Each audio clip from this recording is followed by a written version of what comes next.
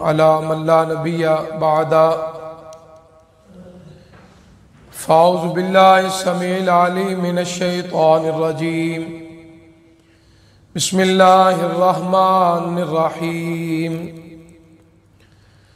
سیقول السفہاء من الناس ما ولاہم عن قبلتہم التی کانوا علیہا قل للہ المشرق والمغرب یہدی من یشاء الی صراط مستقیم وَكَذَلِكَ جَعَلْنَاكُمْ أُمَّةً وَسَطًا لِتَكُونُوا شُهَدَاءَ عَلَى النَّاسِ وَيَكُونَ الرَّسُولُ عَلَيْكُمْ شَهِيدًا وَمَا جَعَلْنَا الْقِبْلَةَ الَّتِي كُنْتَ عَلَيْهَا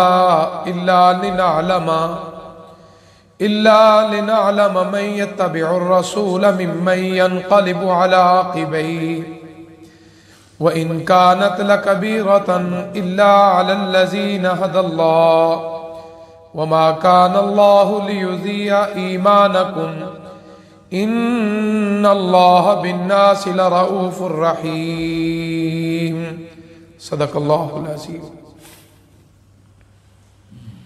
ان قریب بے وقوف لوگوں میں سے کہیں گے کس نے ان کو ان کے قبلے سے منہ پھیر دیا ہے جس کے اوپر تھے؟ کہہ دیجئے مشرق اور مغرب اللہ کے لیے ہے، وہ ہدایت دیتا ہے جس کو چاہے صراط مستقیم کی طرف۔ اسی طرح ہم نے تمہیں بنایا ایک بہترین امت تاکہ تم لوگوں پہ گواہ ہو جاؤ اور رسول بھی تمہارے اوپر گواہ ہو۔ نہیں بنایا ہم نے قبلہ وہ جس کے اوپر تھے مگر یہ کہ ہم جان لیں کون پیروی کرتا ہے رسول کی اور کون پھرتا ہے اپنی ایڑیوں پر۔ اگرچہ یہ بات بہت بڑی ہے، بھاری ہے، مگر ان پر جن کو اللہ نے ہدایت دی ہے ان کے لیے کوئی مشکل نہیں۔ اللہ تمہارے ایمانوں کو ضائع نہیں کرتے، بے شک اللہ لوگوں کے ساتھ بڑے شفیق ہیں اور بڑے مہربان ہیں۔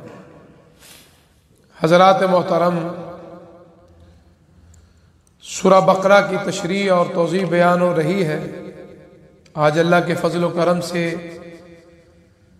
1444 ماہ مبارک رمضان کا چھٹا روزہ ہے۔ اللہ قبول و منظور فرمائے۔ ان آیات میں اللہ تعالیٰ ایک بہت بڑے مسئلے کی وضاحت فرما رہے ہیں۔ اللہ تعالیٰ نے ان لوگوں کے بارے میں ناس میں سے سفہاء کا خاص کر ذکر کیا ہے۔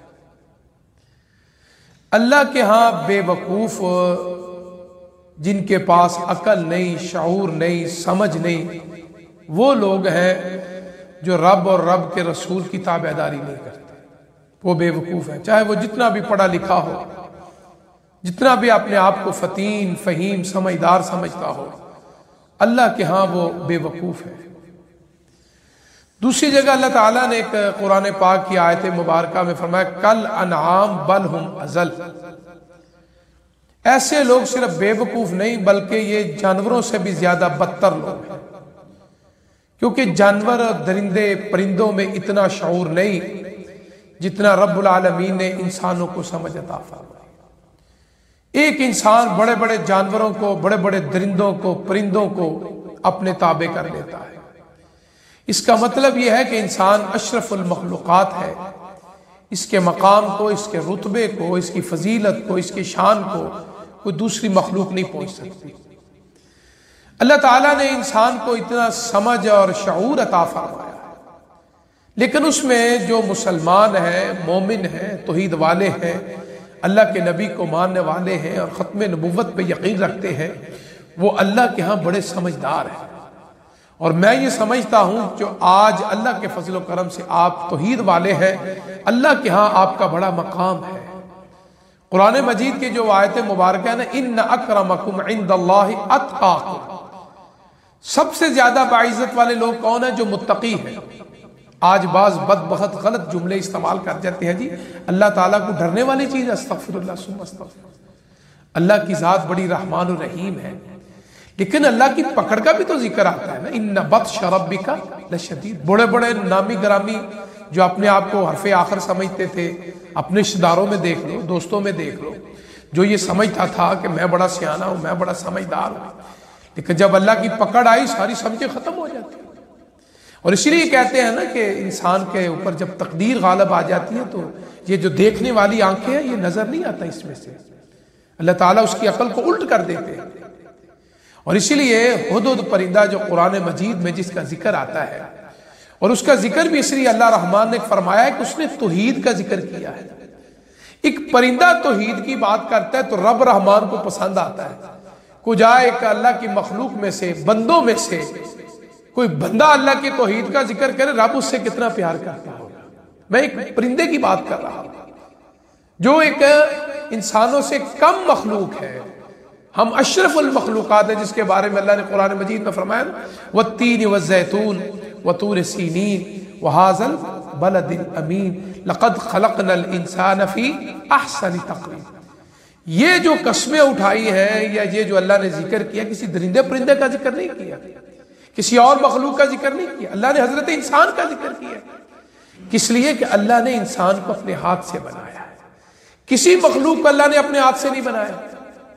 یہ ہمیں شرف حاصل ہے کہ اللہ تعالیٰ نے انسان کی تخلیق اپنے ہاتھ سے کی۔ اللہ اکبر، یہ کم اعزاز ہمارے لیے کہ اللہ نے دوسری مخلوقوں کو لفظ کن سے بنایا، اللہ تعالیٰ نے اپنی طاقت اور قدرت سے بنایا، حضرت انسان کو اپنے ہاتھوں سے بنایا۔ اللہ اکبر، کتنا پیار ہے اپنے اس بندے سے۔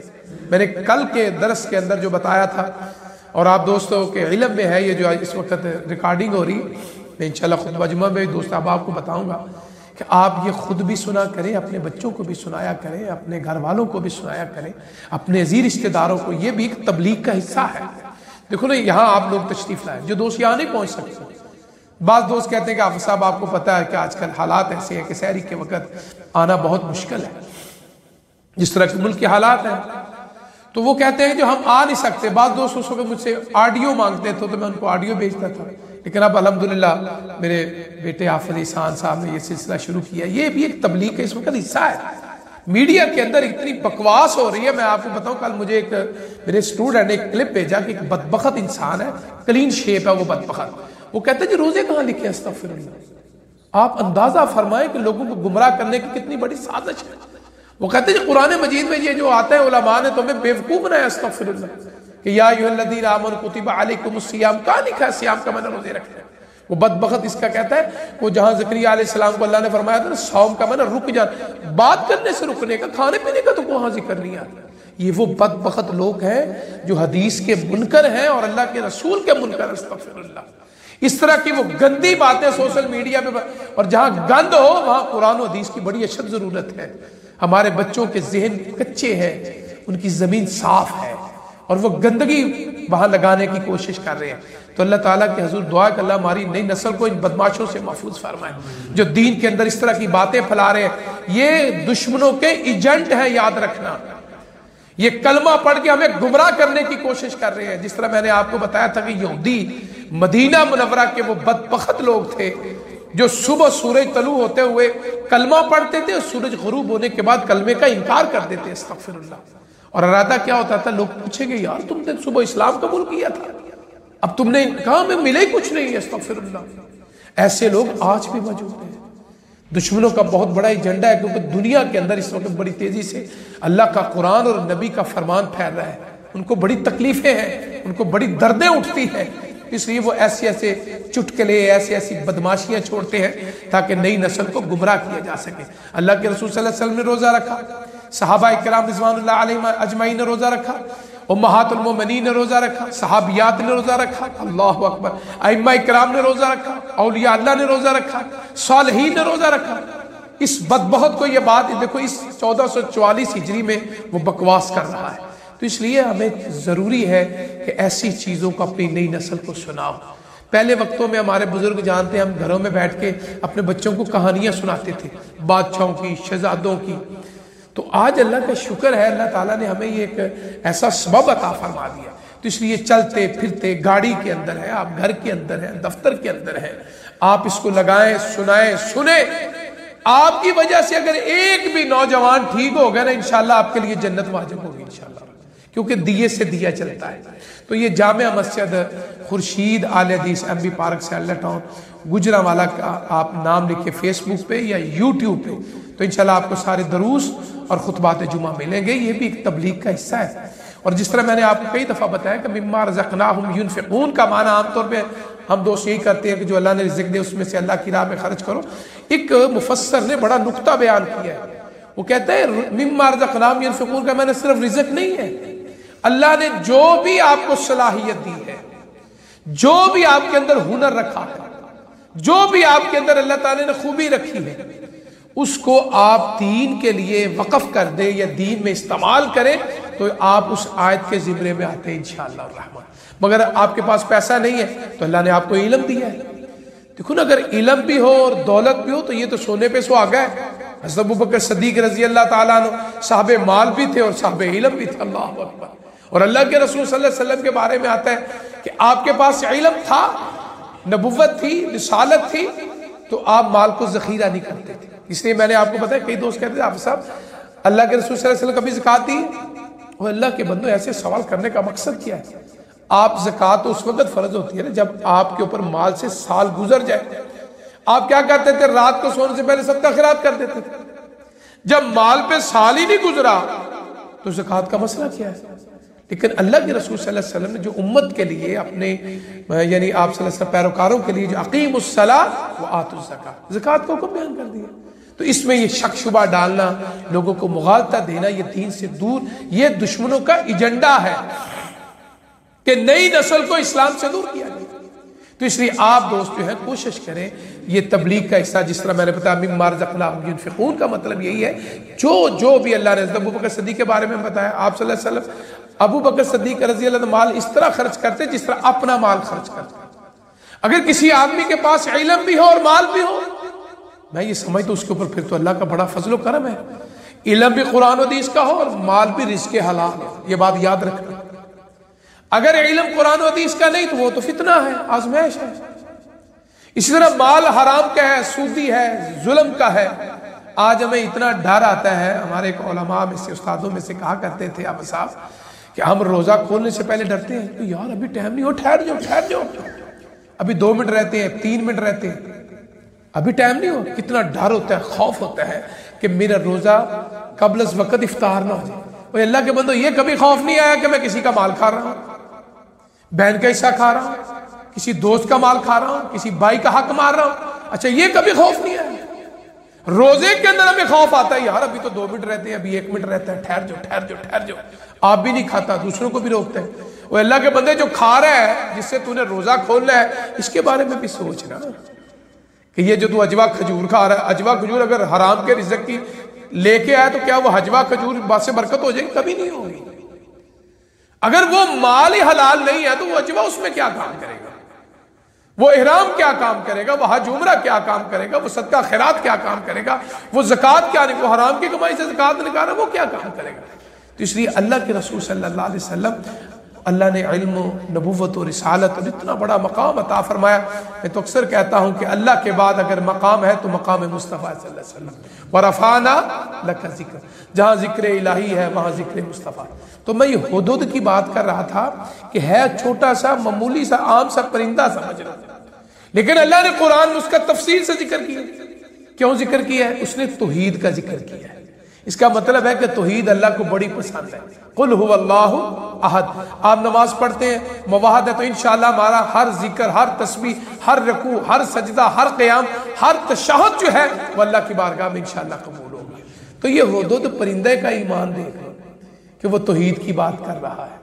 تو آج ہم حضرت انسان ہو کے اللہ کہتا ہے دیکھو اس کو، جس کو توحید سمجھ میں نہیں نہ آتی وہ بے وقوف بھی ہے، وہ جانوروں سے بھی بدتر ہے، اس کا کوئی مقام نہیں ہے۔ تو اس لیے اللہ فرماتے ہیں سَيَقُولُ السُّفَہَاءُ، بے وقوف لوگ کہیں گے۔ بے وقوف لوگ کون سے؟ جن کے پاس عقل نہیں، شعور نہیں کہ یہ کیا ماجرا ہوا۔ پہلے بیت المقدس کی طرف نماز پڑھتے تھے، اب انہوں نے اچانک بیت اللہ کی طرف نماز پڑھنی شروع کر دی۔ تو اللہ نے اس ابتدائیہ میں آگے وہ مسائل آ رہے ہیں کہ یہ بے وقوف لوگ ایسی باتیں کریں گے۔ مسلمان مومن کیا کہتا ہے؟ سمعنا وَأَطَعْنَا، ہم نے سن لیا، ہمارے اوپر اطاعت واجب ہو گئی ہے۔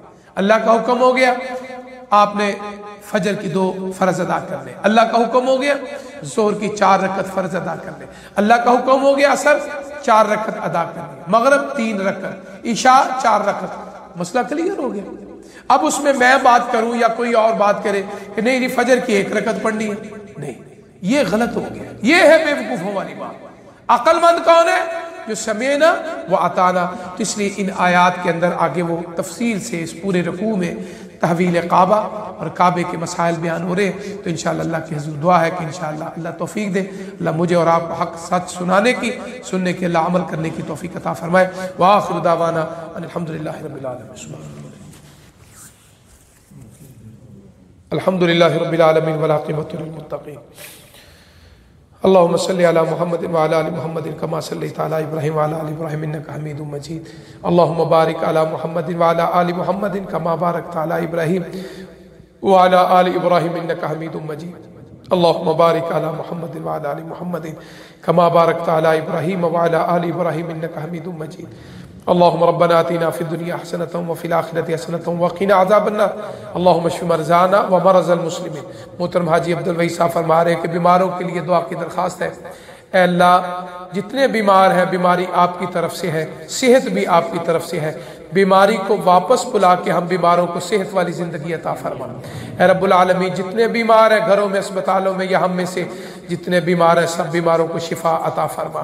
اے رب العالمین دشمنوں کی دشمنی سے محفوظ فرما، حاسد کے حسد سے محفوظ فرما، نظر بد سے محفوظ فرما، شریر انسانوں کی شرارتوں سے محفوظ فرما۔ اللہ ہم سب کو جان مال کی ہماری حفاظت فرما، جان مال عزت اولاد کی حفاظت فرما۔ ہم سب کے جتنے بھی معاملات ہیں دنیا کی آخرت کے، اللہ اپنی خاص رحمت سے آسانیاں پیدا فرما، ہماری مشکلات کو دور فرما دے۔ اے رب العالمین ہمارے رزق میں برکت اور کثرت عطا فرما دے، گھر میں ہو، گھر سے باہر ہو، راستے میں ہو، جہاں بھی ہو، آپ سے بڑا کوئی محافظ نہیں۔ اللہ ہم سب کی حفاظت فرما، ہمارے گھر والوں کی حفاظت فرما، برے دن سے، بری رات سے، بری جگہ سے، برے لوگوں سے، برے ہمسائے سے، برے دوست سے اے اللہ ہمیں محفوظ فرما، ہمارے گھر والوں کو محفوظ فرما۔ اے رب العالمین جو ہمارے دشمن ہیں خوش ہو رہے ہیں، اللہ ان کی خوشی سے ہمیں محفوظ فرما۔ اے رب العالمین دشمن کی خوشی سے ہمیں محفوظ فرما۔ اے رب العالمین وطن عزیز وطن پاکستان کی حفاظت فرما، جو اس کے مخلص ہیں، جو اس کے خیر خواہ ہیں، اللہ ان کی غیبی مدد فرما۔ حسبنا اللہ و نعم الوکیل، حسبنا اللہ و نعم الوکیل، حسبنا اللہ و نعم الوکیل۔ اے اللہ آپ کی توفیق سے روزہ رکھا ہے، ہماری سحری میں برکتیں عطا فرما۔ اللہ اس روزے کو نبھانے کی توفیق عطا فرما، اللہ اس روزے کو قبولیت کا درجہ عطا فرما۔ ربنا تقبل منا انک انت السمیع العلیم وتب علینا انک انت التواب الرحیم۔ صلی اللہ علی خیر خلقہ محمد وآلہ واہل بیتہ واصحابہ اجمعین برحمتک یا ارحم الراحمین۔ جزاکم اللہ خیر فی الدنیا والآخرہ۔